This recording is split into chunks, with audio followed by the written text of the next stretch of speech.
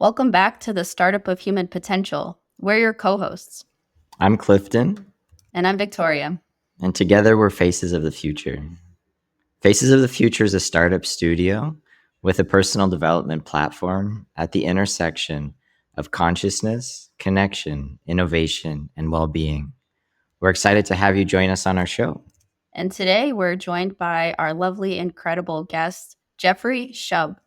So Jeffrey is someone Clifton and I met a couple of years ago, and he introduced us to the incredible body of work known as possibility management, connecting deeply with your anger, your sadness, your joy, and your fear. And we'll let Jeffrey dive into that a bit more. But just a little bit of background about our incredible guest today. He comes from Western medicine. He completed medical school at one of the top 40 medical University of Miami. And he was in organizational culture design, worked with big companies like Zappos, Microsoft, and a lot of big hospitals. He then went on to start his own medical practice in podiatry and foot and ankle medicine. And at some point decided that he didn't want to wear shoes anymore. So he's just an all around revolutionary, incredible being, questioning societal norms everywhere he goes in every industry that he's worked in. And without further ado, Jeffrey, hello.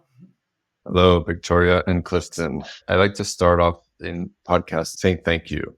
Saying thank you to you who put so much work and effort into making these channels. I get to be a guest. I get to show up and just speak and answer questions, and it is so tough to make these things. And so thank you for doing that and for inviting me here to play with you for however long we play for. You're so welcome. I'm so excited to have this conversation with you today. Many times when we've hung out in the past, we've talked about how, oh, wow, we need to be recording this conversation. People need to hear it and be a fly on the wall. That's literally every conversation we've ever had. So today, our listeners get the privilege of being that fly on the wall and engaging in the conversation with us. So, yeah, can you share a little bit about your background? I touched on it briefly with kind of the Western medicine traditional healthcare background, similar to me with the nursing. And then what made you head in that other direction? What made you start questioning things about what you learned with how you were brought up? Wow, it's a big question. And where it starts actually is when you were leading us through this meditation before kicking off. This practice of connecting my center to the center of the earth is one that I've done many, many times. And every time is so different. And this time, which was similar to another recent time, I could feel the chords of all the other beings, all the other humans and on earth. I feel it connected to mine. And it brings like there's so much, I feel so much sadness in that connection. Because first of all, there are all these other beings that I'm connected to, which in itself is something that would bring a lot of sadness to me and probably to any other person who allowed themselves to feel it. But also there's so much pain. There's really so much pain happening in the world. And I can feel it. I can feel it for no reason. I can just say it's important that I allow myself to connect to this. Mm-hmm. And so your question is, what led me on a different path? And somehow I allowed myself to feel a pain. I allowed myself to feel a pain enough that it caused me to make a turn in a different direction. At the time, I didn't know this consciously. I didn't have the tools to do it. And one thing that I'm sort of tuning into more and more is that all the stuff that we talk about, all the spiritual things and the consciousness things, they're not things that I didn't have before and now I have. There are things that we all have are always operating in us and through us. And it's just creating the conscious connection to these things helps to turn the volume up, turn the volume down, the ability to shift the present through my conscious will. Back then, I did not have these tools or this awareness. I just had this insane dissatisfaction. Mhm. I grew up with this strange understanding that our bodies are capable of healing themselves. And so when I went into the Western medicine world, it just did not fit. And I tried to reshape myself to make it work. But I'm apparently too rebellious to reshape myself enough that I would be like that I would be turned off enough, that I would be adaptive enough to fit into a world that is that is that's as enslaving as medicine is, like as indoctrinating as it is. So I just could not turn off my light enough to fit in. Eventually led to a breakdown and, just crumbling to make space for what else could I be if I'm not what I thought I was going to be for my whole young life. Wow. Beautiful. Yes, So much depth and presence in that response. and some of the things that you said, I'd love to dive in a bit. The first thing you said is you just knew that the body was capable of healing itself. How did you know that, or where did that come from? It's a funny story. I've told this many times. My father is a doctor. So I grew up in this house with this being that could really take care of anything that was going on. He studied emergency medicine. And so emergency medicine is this amazing, unique part of medicine where it's like something happens and you just take care of it, handle it. And a lot of things need this acute handling, like to know how to create let's say the environment or the parameters for the body to take care of itself. And okay, so my dad's he's a doctor, and all of our family, extended family and friends of the family. I grew up in this very big community in Puerto Rico, Jewish community. It's 1,000 people, really tight, and everybody goes to my father. He's the doctor of the community, and I want this antibiotic, or I want this pill, or someone recommended this, and he would write a prescription to everybody, whatever they wanted. He kind of didn't care to have the difficult conversations with them. But when it came to us getting sick or getting injured, the answer was always, let it be. Your body will take care of it. Just breathe. Yeah. It's just, don't worry. You don't have to do anything about this. And it was this, it wasn't overtly discussed, but it was just woven in the fabric of the communication and the approach. So it became embedded into my being somehow that there's a wisdom in the body. It knows what to do. You just have to kind of get out of the way. Yeah. So something you shared earlier about wanting to feel things more intensely. I remember a few years ago when we first met you, you said that that's one of the reasons why you stopped wearing shoes. And what you just said about the body has its intelligence to kind of heal and calibrate itself. Could you speak to that, please? And like the piece that we were talking about before we jumped on and hit record was about like the whole ankle and foot thing, how something is more for the person versus like the approach the industry takes is more for, I guess, the pocket. The person versus the pocket. I like that. What we just talked about, that I already had this in my being. And so I tried to change myself to become a good medical doctor, and I just couldn't. So I left.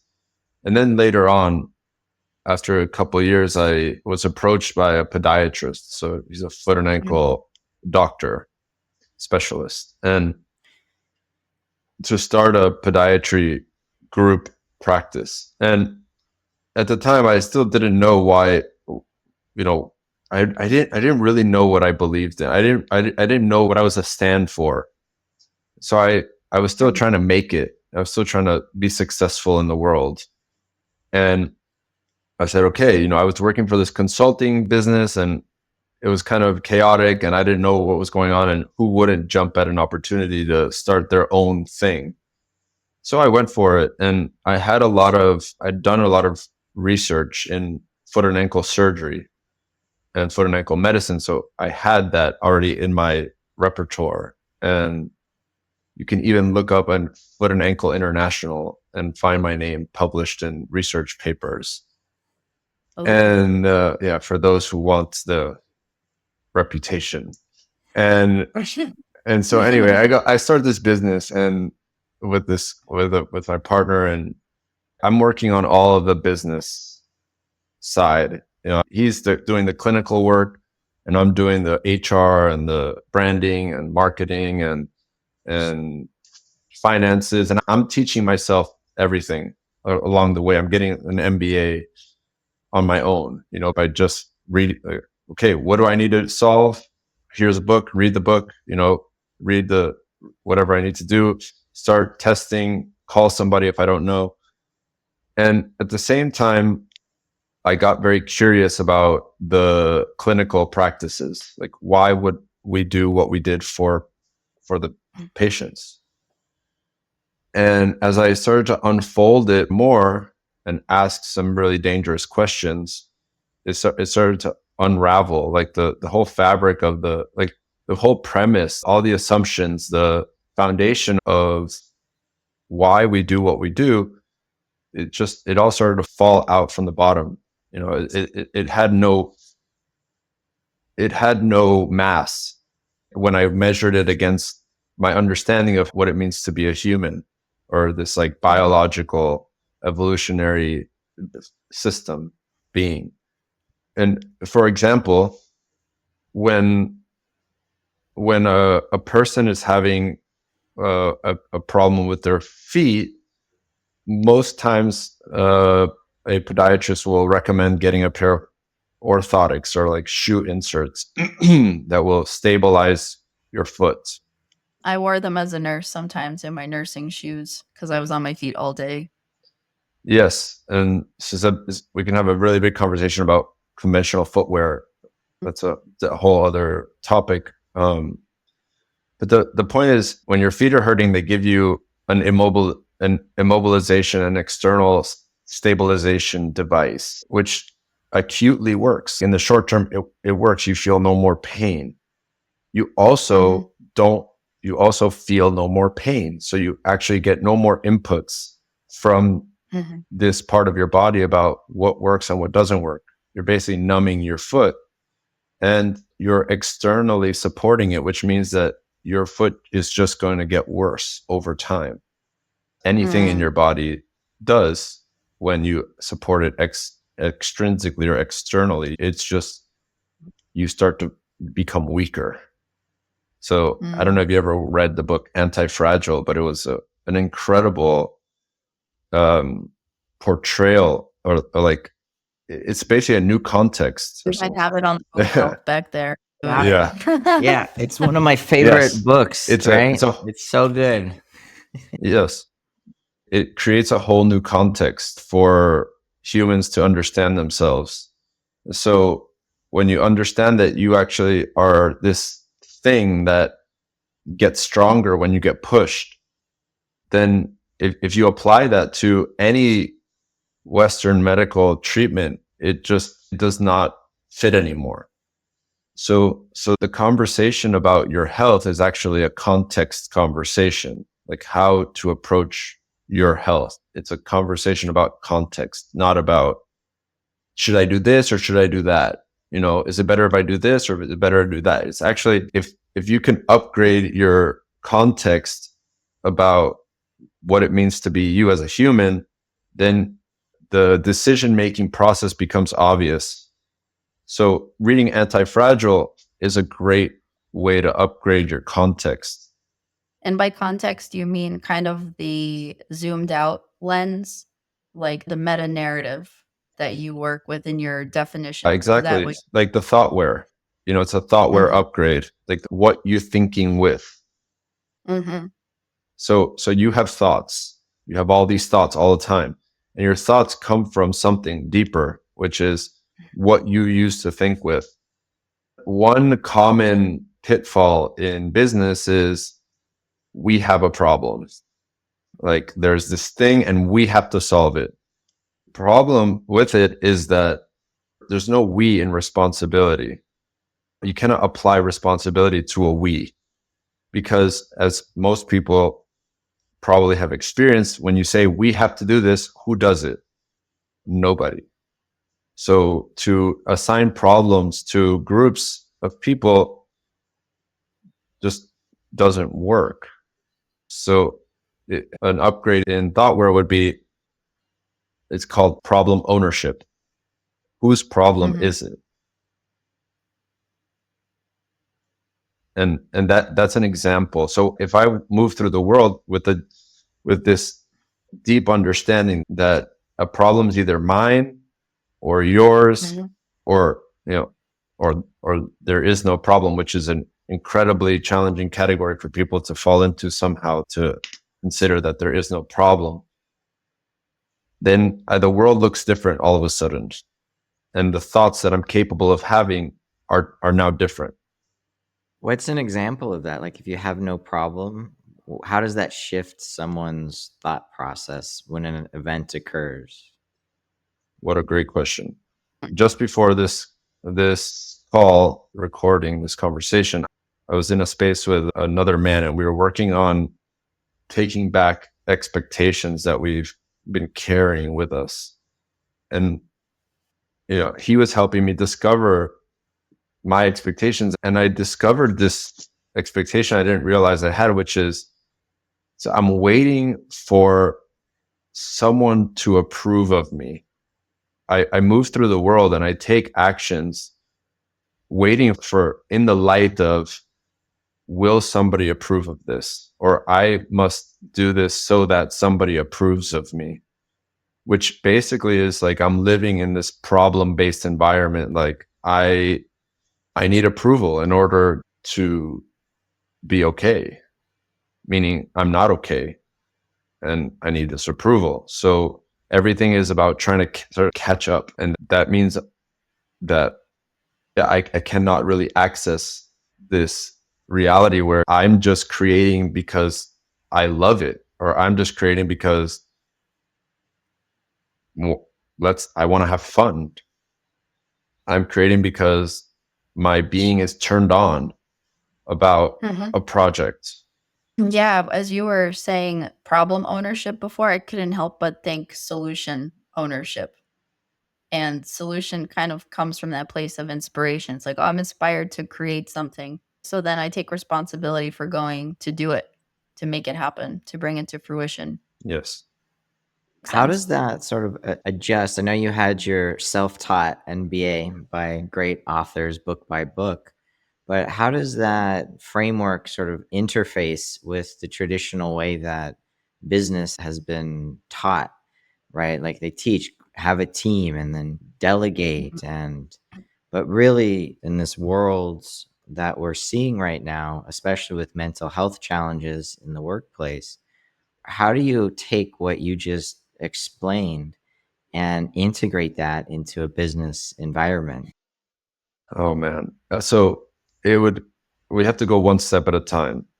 We would have Mm-hmm. to go to get there, but I would just like to take a radical jump into, if we started over, say we started over, and you use the word delegate. So I'm going to go into that doorway, walk through the doorway. I held this workshop in Miami recently, and it was for a group of people who were wanting to explore how to make a community happen, how to turn their chaotic gathering into something more meaningful. We proposed this 6-hour workspace, and everybody's like, what is it? What is it? What are we going to do? and everybody's kind of expecting or waiting to be fed something. And what is it? What is it? And an hour before the space starts, I'm sitting in front of this flip chart. I love flip charts. I'm sitting in front of a flip chart to create the welcome slide, the welcome page. And I have no clue what it actually is. Because how could I know? It would be so pretentious of me to know what we're actually doing here. So I said, I called the space, what is it? So that was the title of the page. And so basically I'm going with what is. I'm going with the impulses. I'm working with what is happening in the present.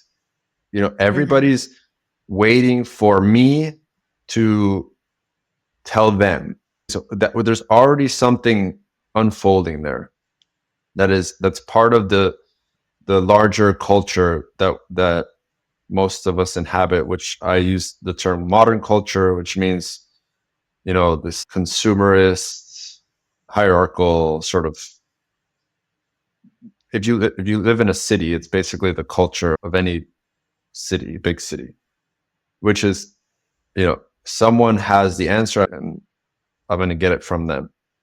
And okay, so anyway, we go into the space and I open the space, say, okay, what is it? What is it that you need help with? What is it that is blocking you from unfolding the potential of your being? What is it that you need help with?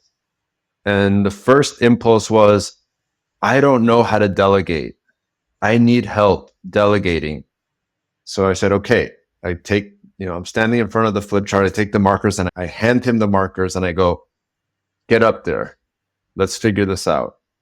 Because I realized that this is exactly what he needs to practice, is being around a group of people and figuring out how to awaken their potential.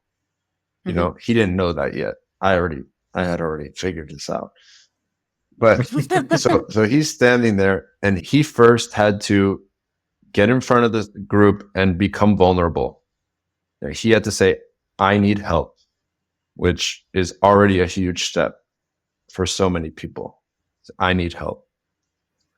And then what started to happen, and by the way, these steps, we were uncovering the steps as they were happening. So the next step was, it was like taking stock from everyone in the group, discovering like, what is their magic? What are their skills? And we started uncovering, everyone's skills together and taking stock. And then we took all of this skills and faced them into the challenge, which was how to help this man learn how to delegate. And really quickly, it started to crumble, because we found out that delegation is like a slave and slave master dynamic. There's somebody who has these things to do and I need other people to do it for me. My time is too valuable and I need to,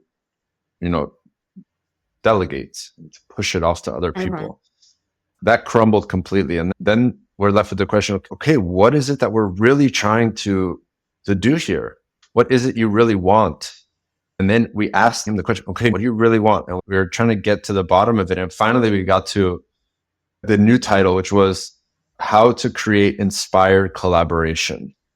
And all of a sudden, with that new title, the context completely shifted, because it was no longer about, I know better, I know what needs to get done here, and I need you to do it. Then it became, I want to work with an amazing group of people, and I want to know from them, what they see. And I want us all to come together and create an incredible experience of in his case, it was like taking care of this beautiful home that he had built, which is a very big, fancy home that is, its intention is to welcome in community and be a sort of a place where the bright principles of elegance and acceptance and community and clarity, flow through. We took it apart. We took the whole fabric of his fantasy world and all of our own fantasy worlds. We took it completely apart and we started over. And there's another thing that started to become very obvious, which is fascinating, which is that the minute he went up there and said, "I need help," there was a village happening.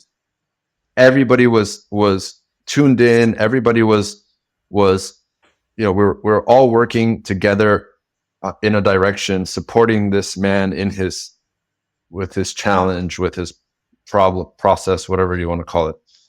And the community that they were wanting to have was happening. It was so clear. Mm-hmm. It was like, holy moly, it's happening. I could see it.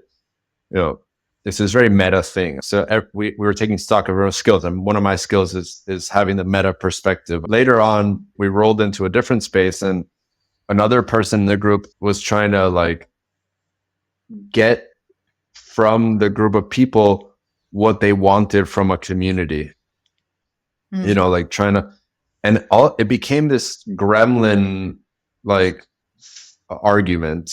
When I say what that means is there was people choosing sides and people saying, no, I want this. And other people were saying but who's the leader of this community? And so it became this finger pointing, side taking thing. And it just was not working. And there was this huge split between what we were doing at the beginning, which was really working. And it seemed kind of counterintuitive. We were one person brought their challenge and everyone just kind of got on board and was working on it together with complete ease. Nobody had to be asked to consent or if they were okay with it. It just was naturally happening. And then on this other side, it was so clunky and crunchy and nothing was working.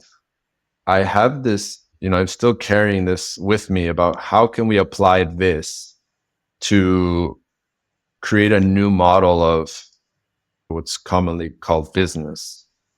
How can we apply this to completely transform the way business happens and turn them into true communities that are contexted in transformation and growth and sort of helping each other evolve? Yeah, what you're speaking to is something that Clifton and I speak a lot about too. We talk a lot about the new paradigm of business, and Clifton comes from the traditional MBA background. So for him, it's been a lot of unlearning. And for me, I didn't have a business context. And it's about why do we do things this way? That doesn't even make any sense. So it's in some ways, it's even easier when you don't have the background of business to understand this actually feels better if we do things this way. And to your point about the inspired collaboration versus delegation, that is a much more conducive work and collaborative environment, of course. And, we talk a lot about beingness-based businesses. So what that means is it's a business that arises as a natural byproduct of who you are when you're in alignment and integrity to your core essence. So if everyone is operating in that role and they're inspired to opt in, however they best want to utilize and contribute their skill sets, not stepping outside of the bounds of who they are or self-selected role that they would like to opt into. Yeah, I mean, that is terrifying. It's a terrifying proposal for whoever would be called the leader, in quotations, a leader, because now there is no leader anymore. In a way, there's no more hierarchy, because if everybody only does what they want or what they're inspired by, which first you have to get to the point where people can actually identify what they're authentically inspired about. But then it's kind of chaos. So imagine someone that has experience running a business team now trying to shift into this new paradigm. You know how many healing processes they're going to have to go through? Yeah, a lot. And I would love to see that in action. I would love to see be part of a process of someone going from classic management skills to to whatever we would call this being-based business structure. Yeah, and I'm curious a bit about your background in organizational change. And you mentioned that you've worked with companies like Zappos before. And from our background studying teal organizations and holacracy, they're one of those case studies for how it's done. So I'm curious what experiences you had in that kind of workplace that you can bring into these kinds of conversations. I wouldn't be the one to speak authoritatively about holacracy or these things that you're talking about. There is one thing that was the thesis around which the consulting firm that I was working with was based. That is that essentially people are driven to make decisions based on emotions, not on logic.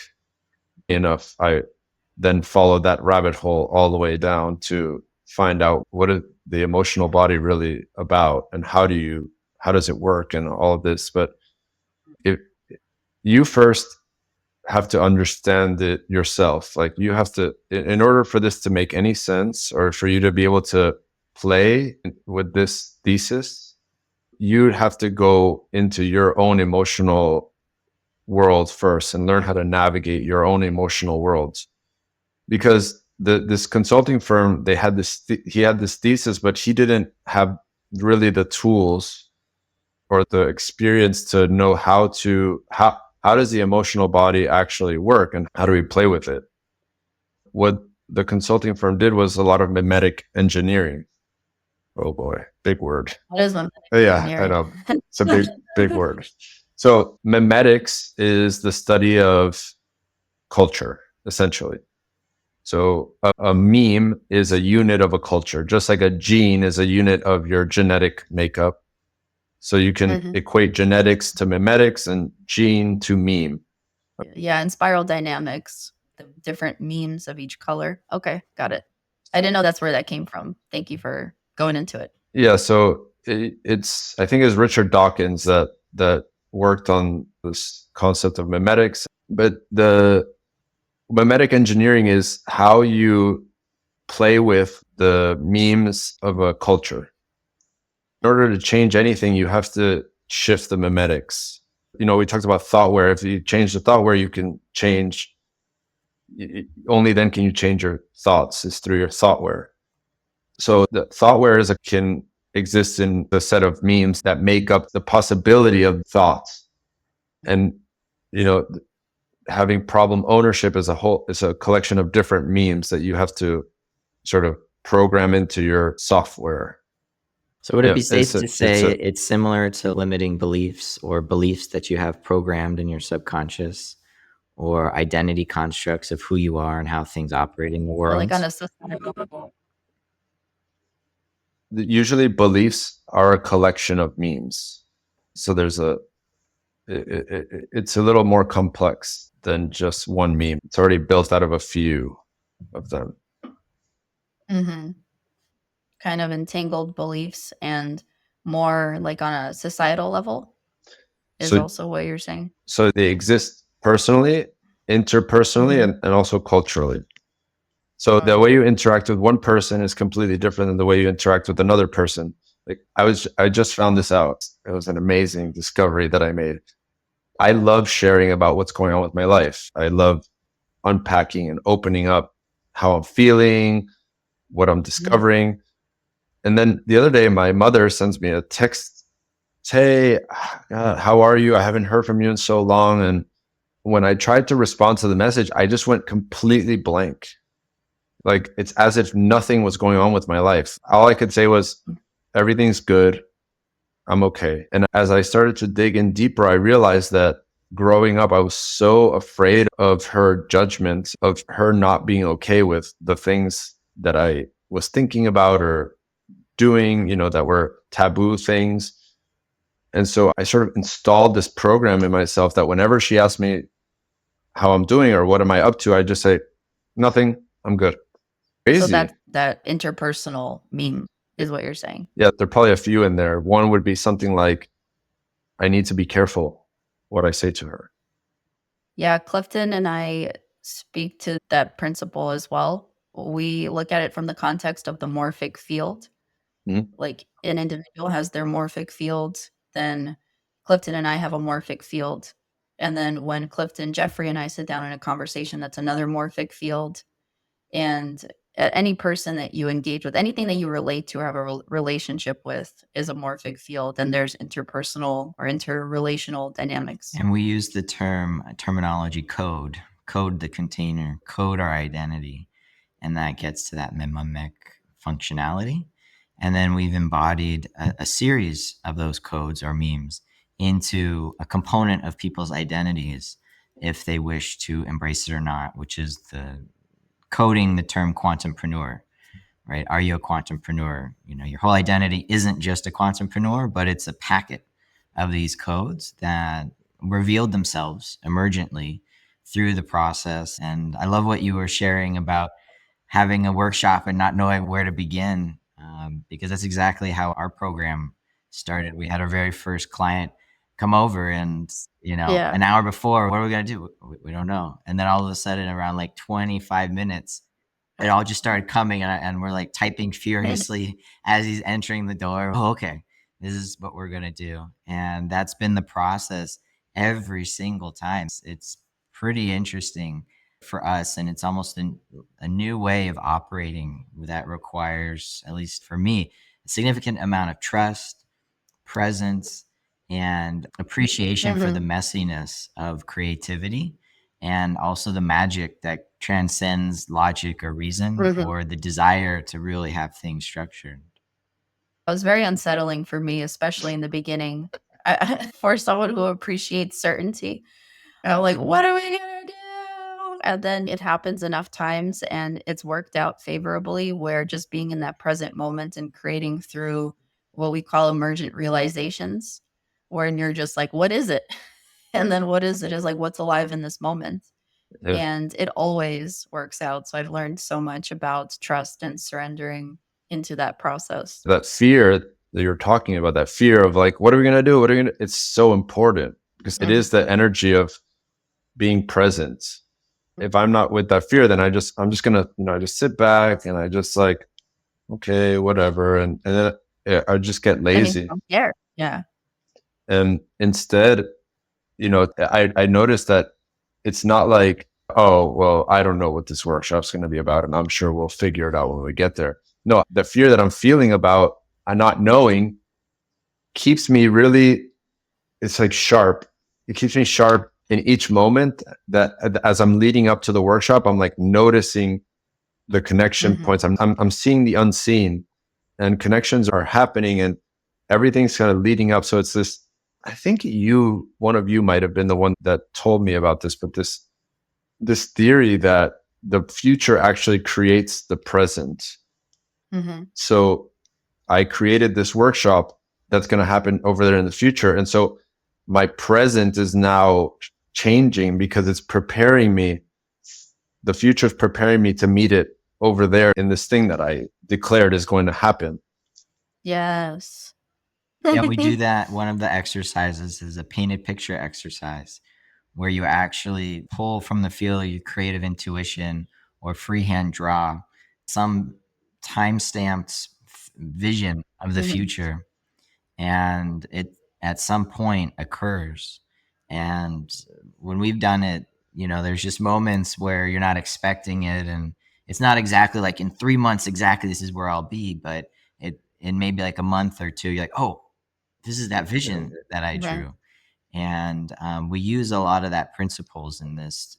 Yeah. Yeah, a lot of that is present also when you commit to a certain transformative process, like whether that's a coaching program, a plant medicine ceremony, anything that you're kind of feel sensing into what that transformation will feel like.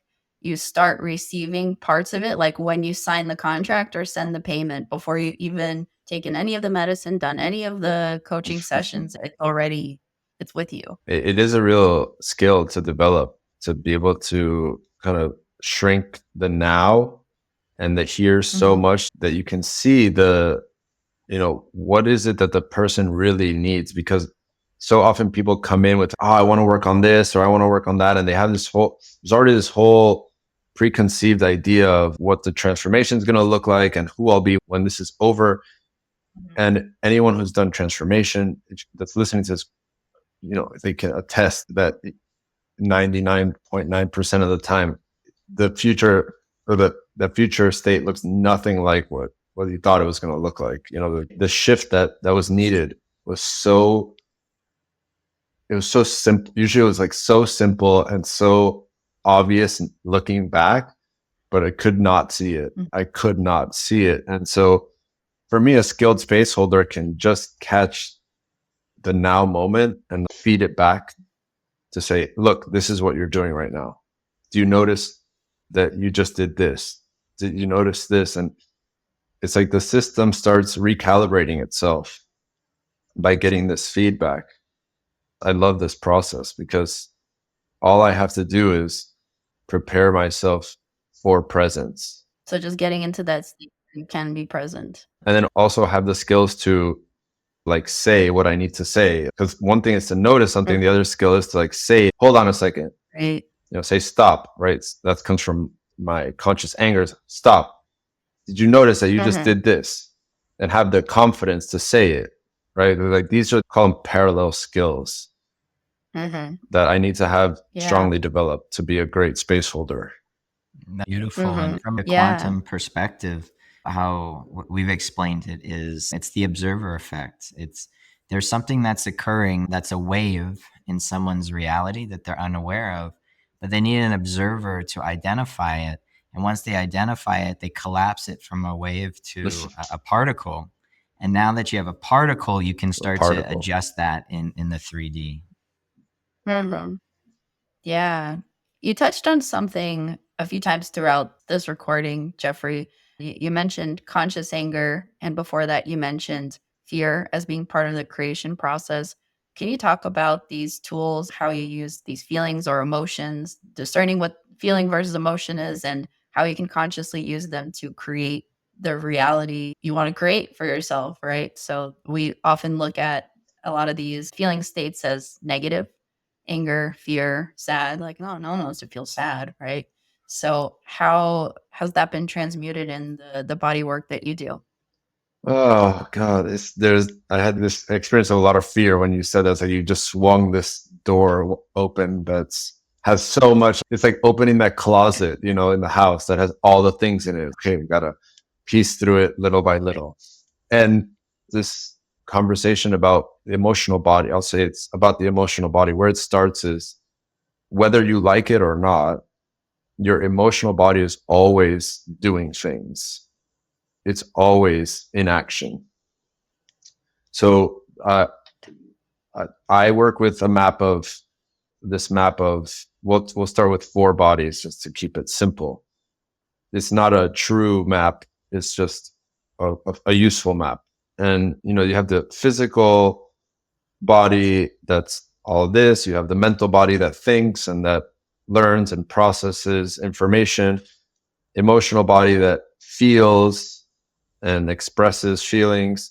And then there's this energetic body that senses. It's like, is this cup too close or too far? How's the space feel?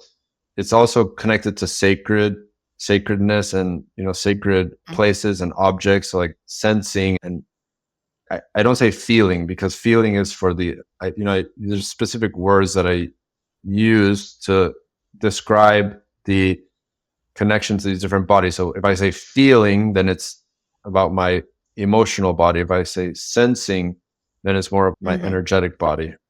Okay.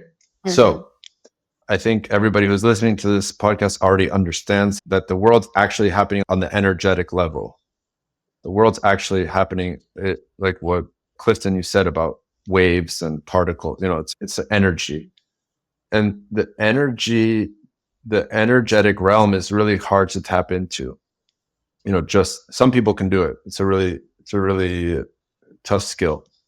However, there's an interface between the physical realm and the energetic realm, and that's the emotional realm. The emotional realm sits in between them. And it's kind of like how the energetic realm speaks to the physical realm in a human experience.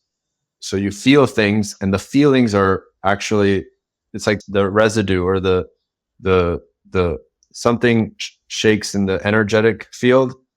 You feel something Mhm. emotionally, and that's then Mhm. expressed into your physical body. Okay, Mhm. that's how it works. We'll leave the mental body out for now. It's not important in this. My mental body was just questioning where the mental body works in this framework. I could sense that, so that's why I said it.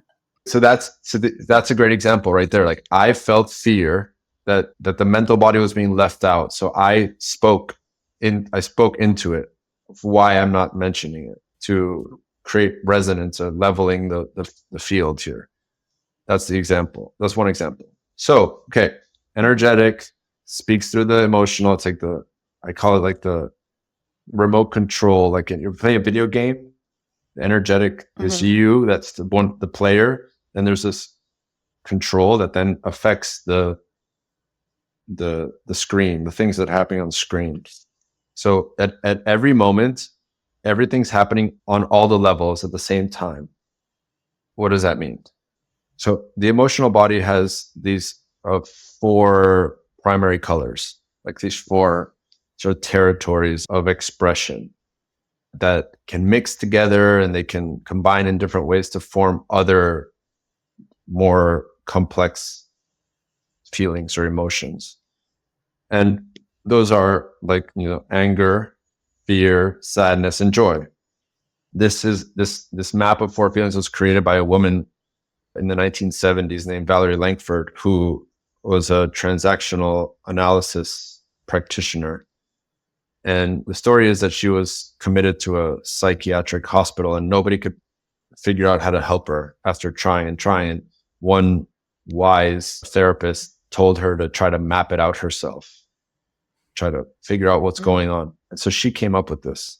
And if you do your own internal navigation, you probably find the same thing, that there are these four core feelings. Take a breath. So these feelings are distinct from emotions. They're two different things, feelings and emotions in my language. There's no truth about this. There's just how we calibrate our language to be able to do things, to play.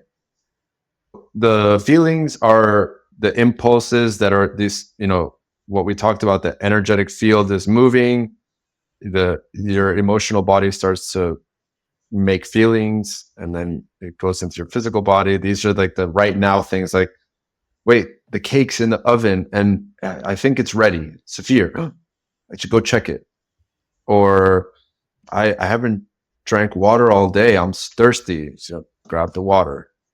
I'm saying these because they seem silly, but that's how simple feelings are.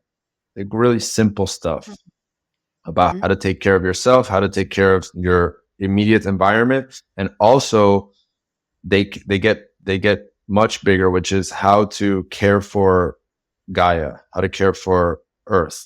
What am I meant to work on? So these are Yeah, much bigger as you're things.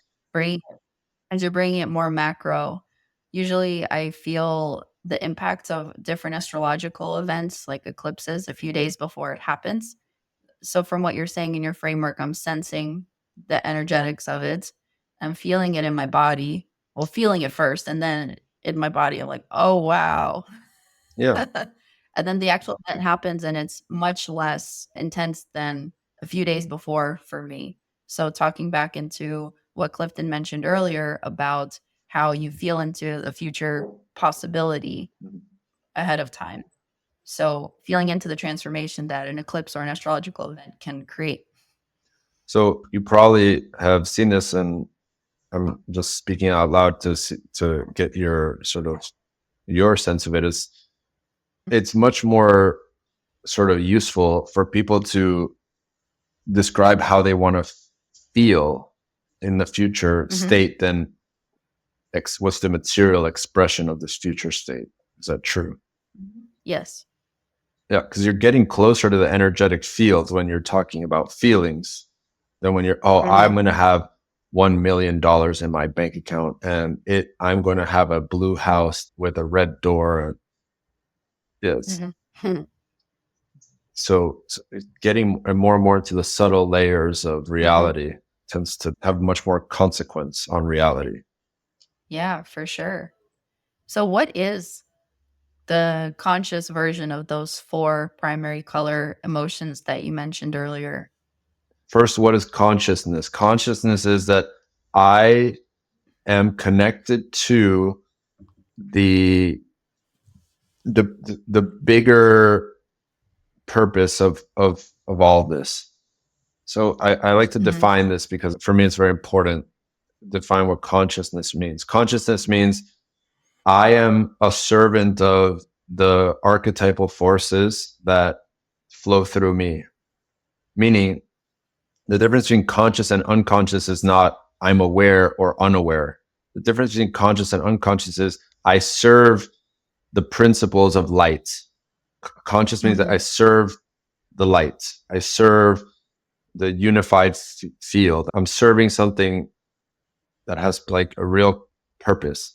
Versus unconscious means I'm serving manipulation. I'm serving, very like sort of selfishness or competition or superiority. Like unconscious means my actions are serving shadow principles, dark stuff.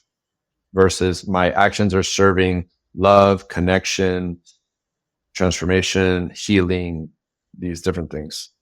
So conscious anger means I direct the energy of my anger towards the light, Mm-hmm. towards love, connection, clarity, transformation, healing, etc. So each of the four feelings has a set of what I don't even know how to put all these words into one category. It's like it has its own flavor of magic. Each of the Magic. four Okay. feelings has its own flavor of what it can do to serve conscious purpose. So Mm-hmm. anger serves conscious purpose in its own unique way. And when I use my anger consciously, I access things like taking action. I Okay. access things like speaking up, taking a stand for something, saying no to hate, Mm-hmm. things like this. Setting, Boundaries. yeah, boundaries. Yes, boundaries. And I want to say about boundaries that, you're not going to treat me this way. That's not a conscious use of anger. However, saying, I'm not going to let you cut this tree down, I'm going to stand here and I will not move until you agree that you will not cut this tree down. That's a different thing. That's taking a stand for Gaia, for the earth, for nature. It's different from, you can't treat me this way. So I don't know. There was this anger in me about this word boundaries that gets thrown around a lot. And so that's anger. So, so what's the distinction in that? I'm curious. In that you can't treat me this way versus you can't treat the tree this way, and I'm gonna take a stand for not cutting it down. Well, just listen to the way you said it. Did you notice the difference of tone, of body language, of it's amazing because even you saying you're sitting in front of this microphone, we're just having this conversation, and just saying those two things was expressed so differently. They came from different parts of Hmm. you. I felt that. How old is the part of you, anybody listening, that says you can't treat me this way? How old do I sound? I'm probably Mm-hmm. 12 or 13 years old. It's a really childish, child level offer of intimacy. Is it different if you're like, I would like to be treated this way? You can try it. I don't know. It's situational. You got to try it. You got to try it Yeah. with and see if I see. It's all about the results, right? Everything that we're talking about is only as good as the results that come from it. So let me know how it goes. I just to give you a little, just to give a little hint about boundaries, it usually doesn't work very well to try to put boundaries around what somebody else is allowed or not allowed to do. Mm-hmm. They usually don't Mm-hmm. work very well. I'm just talking results wise. Yeah. So saying what you stand for, like how you wish to be treated, and they can opt in or out. I like to think about it like a train. A train has, it's a certain game world, a train. And the thing about a train is the doors to the train are always open. Like you're always welcome to get on the train. You just have to Mm-hmm. buy the ticket. You can ride the train as long as you buy the ticket. That's it. So if you think about yourself that way, it's a really kind of a cool map for making boundaries. Like Mm-hmm. I, the price of entry to relating with me is this. If you meet that, then I will relate with you. If not, I will not. You know, the door is open. You're welcome here, fully welcome. And these are these are my ground rules. I respect myself enough that if you do not meet these guidelines, I will not relate with you. So it's more about putting boundaries around And then myself. to follow that up, a lot of times in the boundary world, people set boundaries that are just false threats, and they aren't actual real boundaries.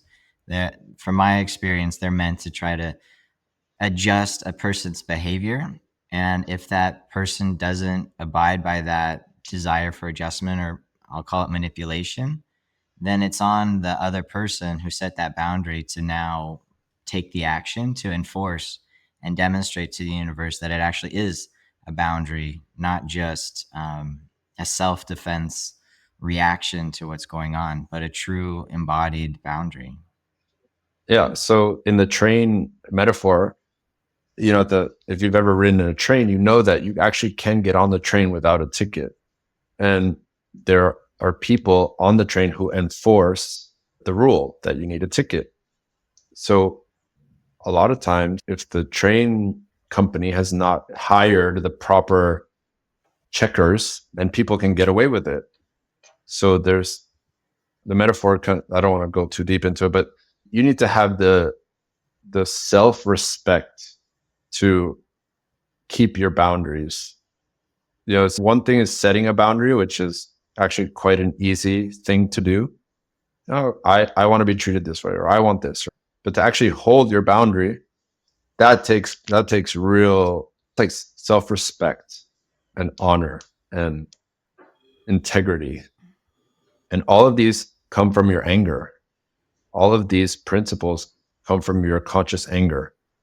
If you think about it, we talked about each layer having a connection to another layer. So in your physical body, can you guess what tissue, like which tissues of your body resonate with anger? Like what tissues in your body have the same sort of principles and resonance of anger? Like the myofascial or the skeletal. The skeletal system, right? The Mm-hmm. skeletal system is about integrity. It's about structure. It's Mm-hmm. about creating the leverage for the next move. You know, Mm-hmm. and it's about having a defined shape and a defined, like, this is where my, this is where I stand. That's the skeletal system. And it's amazing. It's really amazing to have this because your anger actually resides in your bones. When we do anger practices, a lot of people will go, and start to squeeze their muscles, trying to like Mm-hmm. get access to anger, but they get really tired. They burn themselves out, you know. Instead, you can access the anger from your bones, and it's endless. It's endless. It's like it's endless resource when you get it, when you source it from its native tissue. Mm-hmm. So I'm curious what that looks like. Yeah, how do you access we anger have a from your limit on bones? the microphones here. So you could try it. You know, you get into a centered position in your seat, and it starts just with the intention. you just set the intention that you want to connect with your bones. And what might happen for you is in your energetic eye, some people call your mind's eye, I call your energetic eye. In your energetic eye, you start to see your skeletal system lighting up, and the energy starts to flow through it. So I discovered recently that your bones are actually the kind of like fiber optic cables. They actually have, Mm. they run light through them. So you actually feel it start to light up. And all of a sudden you sit up straighter. You it's like this dignity, it comes from your anger. And you can Mm. start to feel, yeah, just like that. Like the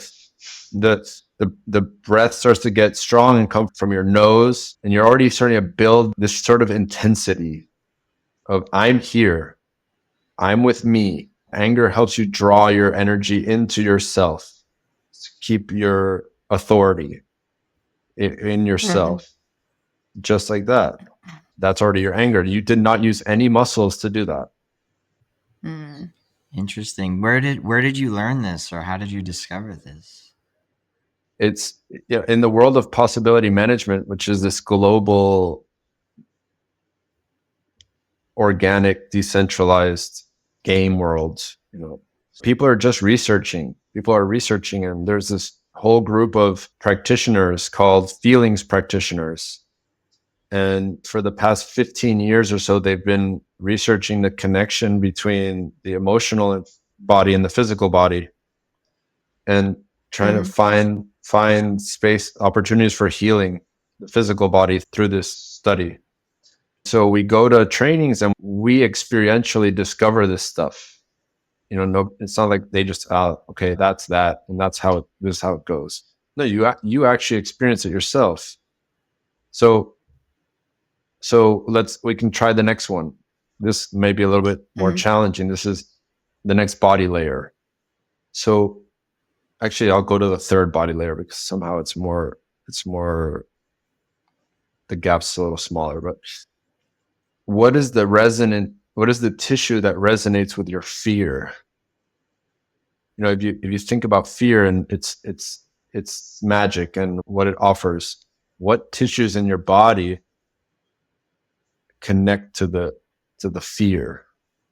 That one I would say like your nervous system. Your nervous system. So why the nervous system? What is it that your nervous Because system does? fight or flight, parasympathetic, sympathetic response in the body, you either get geared up for survival or rest and digest.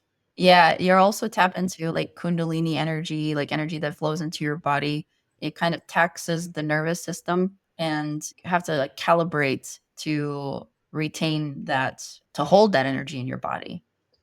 Calibration, connection to the energetics, to the subtle. It's also about sensing, just purely, you Mhm. know, like on the basic level, your nervous system senses the environment, it senses the, you know, the different inputs. It's the interface of sensing everything. It's the big conduit with the energetic body. You know, you have all these sensors all around your body, inside and out, and Mhm. you're interfacing with the world around you through this nervous system, and it works on alertness, it works on presence, it works on Mhm. noticing. This is what your nervous system and your fear is for. Perceiving any threats, but also any upgraded awareness, spidey sensing what's happening around you. Yes. Yes. So anger is the energy, it's a warrior energy, you know, Mhm. this dignity, honor, um, integrity, sharpness. And the fear is about the spidey senses, and it's about the magic. It's about the Mhm. subtle, the unseen. It's really Mhm. about working in these realms. And in a big way, it's about sacred space. So I think it's important to talk about, because just as much as it works in romantic relating or relating, it also works in any sort of relating. So when it comes to working with teams or working with clients, sacred space is something you can work with, meaning a sacred space is a fragile space. Well, any space is a fragile space, but with the fear, you can detect its fragility and you can then move with so much care that you honor the fragility of the space. So we were just talking about this, working with a group of men, and we're doing a fear club. We're running a fear club for men. And we were talking about how it's so important to develop the skill of starting over in a space. So we get together in groups online and we do these practices, and then we go out into breakout rooms to practice certain things in small groups, and then we come back to the big group. So there's this tendency, especially for men who are not so tapped into their fear, you go into the breakouts, okay guys, let's go, let's do this, instead of going in and realizing, holy shit, this is a totally new space. And so I stop for a second, I feel my spinal cord, right? And I feel the electricity in my body, that's fear. And I go, whoa, this is an opportunity here. How do I want to use this space? Really taking that extra second to slow down and consider the possibilities. Right? That's fears for what else is possible. So it's like this, oh my God, we can do anything here. Yeah.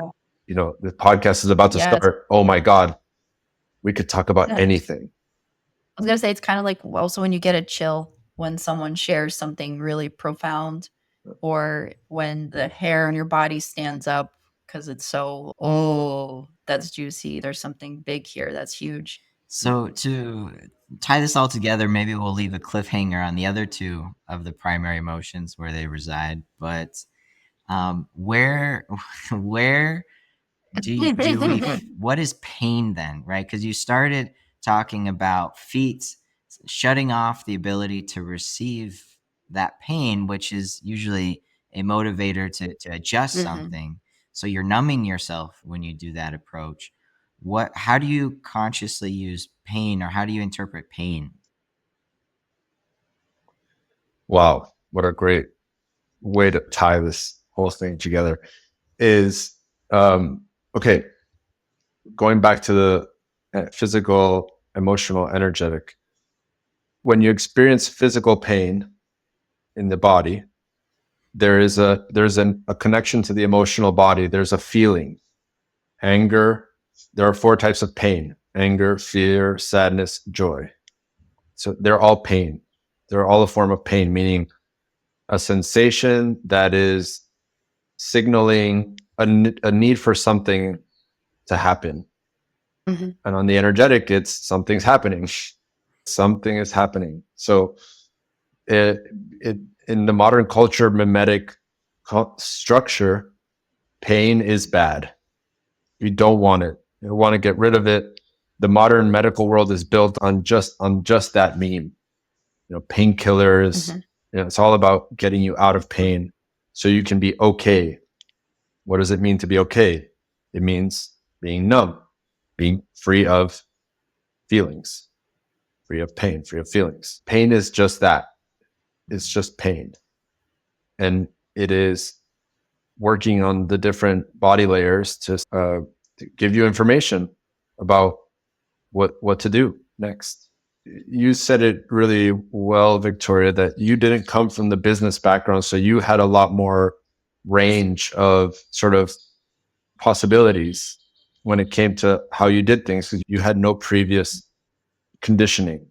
It wasn't better. It's just you didn't have something solid to hook you into an identity. So we all have a hook into the identity of modern culture because we were raised in modern culture. So we all have a hook into pain is bad and into, you know, the value of being numb, essentially. So to step out of that, it's a journey. It's a healing journey to welcome your feelings back in, to welcome the pain of your physical body. When pain is happening, be with it, be with yourself, listen, ask questions, be curious instead of running to the to the holy man in the white coat who's going to save you. Sound familiar? You go to the church, the guy is dressed in the same kind of outfit, and he's promising to do it for you if you just pay him enough money. You don't need a doctor, really. If you change this thoughtware, you really shifted the thoughtware, then all you need is community. All you need are people around you to ask you interesting questions and to help you go into your pain so you can discover what is your body asking you to do. Your body's asking you to do something.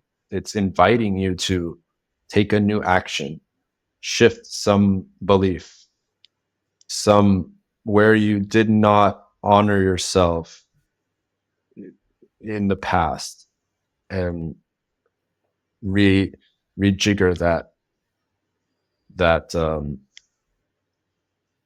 that block, let's say. It's beautiful. And our listeners, as they've gone through this journey with us, if they've realized that perhaps they're numb or they've numbed themselves and they feel inspired to be a little more connected to that feeling, to that pain, to the sensations, to life, what are a few recommendations that they can do? You mentioned, join a community. Is there a specific group that you recommend? Do you offer support? What's that next inspirational action? You've hooked us, or you've inspired us to take that step, to be a little less numb to that pain, to maybe not go as far as walk barefoot around, but inspired to start to feel and open up more. What would be those next steps that you recommend to someone? Yeah, well, there are so many steps to take. There's so many first steps, and first, it's to honor that everybody's journey is theirs, is completely uniquely theirs, and their first step will be that maybe that someone starts walking barefoot. I mean, that changed my whole life. Maybe that's your first step. Maybe your first step is start talking to people about this. Start talking to your friends or your family about numbness. Maybe it's go find a book that is about feeling. So I still haven't found a better book than the book Conscious Feelings by Clinton Callahan, who's a mentor and a friend of mine. And this man, Clinton Callahan, sort of pioneered this community called Possibility Management. And I really highly recommend people tap into this community, because there are thousands of people around the world who are really a new culture of village, and there are online groups that work on everything from anger to fear, and people studying all different aspects of consciousness. And so to get tapped into this world and just start to play and design your path with other people who are designing their path is such a new thought, like such a new mimetic construct on its own. And on another level, it's wow, this guy on this conversation was super interesting. I want to connect with him. And so reach out and we can do some one-on-one work that's possible. And every month or a couple months, I offer a different workspace. Usually these days, I'm doing a lot more for just men, because a lot of my research is in men's groups. So the spaces I offer are mostly for men. But if you follow me on the Instagram, that's where I do most of my sharing. The Urban Barefoot. My Substack page is I write articles and I have a monthly newsletter, and there I share things that I'm researching and also spaces that I'm creating. So it's a great space to stay in touch. What would be most interesting is that people just start having more conversations about this stuff, about deconstructing the way things are to create new options for themselves. And I'll add for our listeners that Jeffrey holds a really big space. And although he doesn't work with many women right now, I did have the pleasure to work with him, as has Clifton and We did do a rage club, and we were screaming in the garage at like 7 or 8 a.m., throwing stuff, We worked on our wringing relationship towels, chewing on consciously through things. it. So there's some very powerful things and codes and Yeah. space that he holds for that. And it's been an incredible conversation, a journey with you, Jeffrey. I think I'd love to end on my side with one question, and that is, what does human potential mean to you? Wow. Okay. Oftentimes when I'm in a training space, somebody is tired. Physical body's collapsing, and because our training spaces are quite intense. And we could just let that person go on, with their tiredness. But when somebody decides, like, hey, look at this person, hey, what's going on with you? What's going on? Oh, I'm tired. No, no, no. What's really going on? And when you start to dig deeper and deeper, usually we find a block, some sort of emotional reactivity or some block that the person's underworld is grabbing to suck them out of the space and just say, and I can't do this anymore. And when we work through that, all of a sudden the person's energy is just back, fully back. Mm-hmm. So human potential is what most people struggle with, is the blocks that they've put between them and their full potential. And then the way it goes now with most people is they block their potential so long that they wouldn't even know what to do with the energy once they got it back. So in the coaching world, like when it comes to the work I do, I realized that first I help people get their energy back, get the access to their energy back. And then it's working with their conscious feelings to figure out, okay, what do I actually want? What am I actually supposed to do with all this energy? What am I taking a stand for in this world? What boundaries do I need to make? What magic am I creating? Or do I have access to? What connections do I need to foster more? Where can I be more authentic, more vulnerable? So that's my answer about human potential. Beautiful. Well said. It's like some people don't even know what to do with their potential, is basically what I'm hearing once you access that energy. So then it's about consciously wielding each tool that we have at our disposal, which are our feelings. I love that. Well, it's been such a pleasure and an honor having you on our show today, Jeffrey. I love that we get to just be ourselves and have our usual type of conversation, but with others to witness and observe and collapse it further into a particle, as Clifton said. Thank you all so much for joining in today, and we'll talk to you guys next time.